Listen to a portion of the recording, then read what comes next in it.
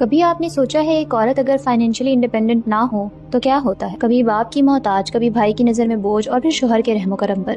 Welcome to episode 7 of becoming her era series. ہماری society میں نے ایسی عورتوں کو بہت قریب سے دیکھا ہے جو جینا تو چاہتی تھی لیکن بس سانس لے رہی تھی، جو رشتہ نبھا نہیں رہی تھی بلکہ برداشت کر رہی تھی، صرف اس لیے کہ ان کے پاس کوئی راستہ نہیں تھا، اور اگر وہ خود کو تکلیف دہ رشتے سے نکالنا بھی چاہیں تو صرف ایک چیز تھی جو انہیں روک لیتی تھی، وہ ہے پیسہ۔ اور جب کوئی ان سے کہتا ہے کہ خدیجہ کی مثال لو تو شاید وہ یہ بھول جاتے ہیں کہ حضرت خدیجہ رضی اللہ تعالیٰ عنہا جیسی عورت کوئی عام عورت نہیں تھی، وہ financially independent, self made, smart business woman تھی، جو رسول اللہ صلی اللہ علیہ وسلم کے کردار سے اتنا متاثر ہوئیں کہ انہوں نے اپنی دولت ان پر قربان کرنا فخر سمجھا، اور وہ ہستی اللہ کے نبی صلی اللہ علیہ وسلم تھے جنہوں نے ان کی عزت، ان کا مقام پہچانا اور ان کے فیصلوں کو سراہا۔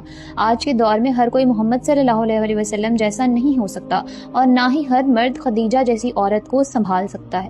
اس لیے آج کی عورت کے لیے ضروری ہے کہ وہ اپنی حفاظت کے لیے، اپنی عزت کے لیے اور اپنے فیصلوں کے لیے مالی طور پر آزاد ہو۔ اور یاد رکھیں، آزادی کا مطلب بے لگام ہونا نہیں ہوتا۔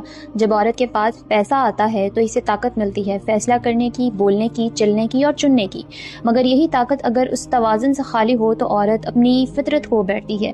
اسلام نے عورت کو طاقت دیا، حق دیا، مقام دیا، لیکن ایک باؤنڈری کے ساتھ، کیونکہ عورت کا حسن اس کی سافٹنس میں ہے، اس کی بات چیت میں، اس کی برداشت میں اور اس کی ہمت میں ہے، اور اس کی ایموشنل انرجی میں ہے۔ بیلنس ہی اصل خوبصورتی ہے، لیکن اپنی فیمینن انرجی کو کبھی لوز مت کریں۔ اگر آپ ابھی بھی گھر بیٹھ کر صرف کسی معجزے کا انتظار کر رہی ہیں تو آپ باہمت عورت نہیں بن سکتی۔